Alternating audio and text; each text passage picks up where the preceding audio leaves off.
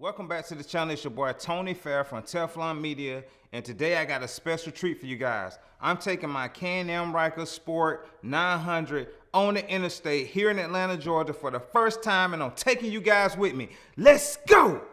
So for those that don't know, I purchased my Can-Am Ryker a few months back, and I've been riding it ever since, but I have failed to get on the interstate because I ain't gonna lie, man, Atlanta traffic is terrible, horrific, garbage, trash, crazy. It's just madness out there, man, when you're on the interstate. And I rode two-wheel, you know what I'm saying, back when I was living in Arizona. I used to ride on the interstate all the time, but it's just different now that I'm a little older.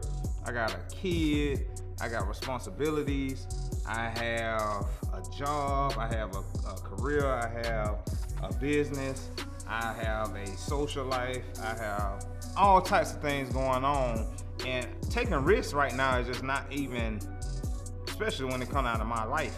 I ain't with all that right now, you know what I mean? I'm just trying to like be safe, make good sound decisions, being an adult, you know what I mean? Things like that. So it's been real difficult for me to just get on that interstate when where I live at here in Atlanta, I can get to downtown pretty easily taking the street.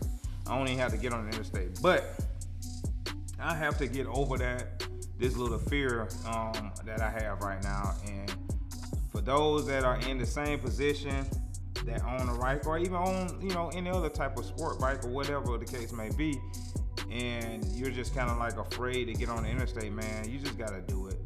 You know, that's all it boils down to, man. You just gotta get out there, you just gotta do it. And today, it's today for me.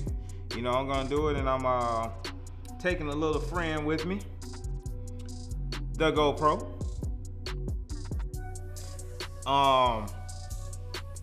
This is kind of a semi GoPro, I guess, video as well, because I'll be filming myself so you guys can, like, you know, go through this experience with me also. I don't know, man. I don't know what to expect right now. I'm kind of, you know, it's a little nervousness. You know what I mean? When I purchased the bike, my salesman, he was like, man, listen, you know, you just got to kind of go out there doing the late night, you know, when there ain't a whole lot of traffic, and, you know, just kind of just ease into it. But I'm just gonna jump out there and just do what it do, man. I'm just gonna go out there and I'm just gonna hit the interstate and see what happens. So where I live kind of on the south side of downtown. I'm gonna get on 85 South, and I'm gonna go to Old National, which is a popular street if you guys are familiar with Atlanta. I'm gonna go to Old National, probably pull off into a parking lot, turn around, and come back heading north to get back home. Shouldn't be a long ride, but between the point that I get on the interstate and the point that, from the point I get on the interstate to Old National, there's like an exit in between that takes you to the airport, which takes you to another street called Camp Creek. So if I have any issue, or if I feel uncomfortable, within, I think it's probably about 400 or 500, probably like 500 feet or 1,000 feet, I can get off and get on to Camp Creek pretty easily and be good. So I know it's not that big of a deal for those that are experienced with riding. I don't know if, you know, experienced riders have ever been through this, you know, this feeling or whatnot, but it is you know, for people like me, I consider myself now a beginner. Even though I rode before, I still feel like, you know, I'm new to this again, because it was years ago when I owned a bike or had a bike and I was riding. So now it's like, I don't care about none of that. This is a new experience for me, and I want to be safe, and I want to, you know, be safe, pretty much be safe as possible. So I'm taking the GoPro 10 with me, and we're gonna see how this turns out. I think we're gonna have a good experience. I mean, I'm all about positivity. Like I said, Atlanta is crazy, man. If you ain't dodging traffic, you dodging potholes. It's like ridiculous. But I've got so smart and so smooth when it comes down to like knowing where potholes are at in Atlanta. Like, for the most part, if I've been through certain areas in the city and on the interstate, I know where all the potholes are at.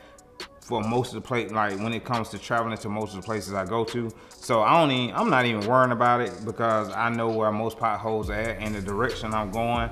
There was one pothole when right before you get off on Old National, head 85 South, and they literally filled it probably like 6 months ago.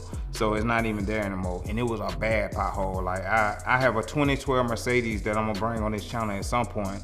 I'm about to start like working on it and modding it out or whatnot. But I chipped the hell out of my rim on the exit that I'm headed to right now because of that one pothole. But they've recently repaired that pothole, so I'm good to go. We're gonna woosa. Woos. And we ready to get on this interstate, man. Thank you guys for tuning in. Stay with me. We're finna do this right now. I got my trusty safety DOT approved helmet right here. About to put it on and I'm out the door. Let's get it!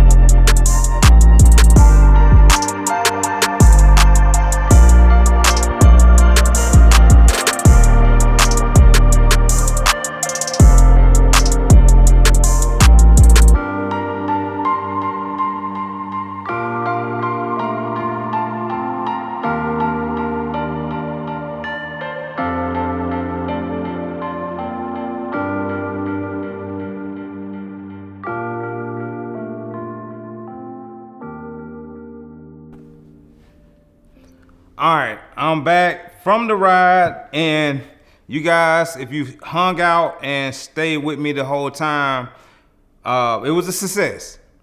I'm excited about, moving forward with the bike. It was definitely a great experience.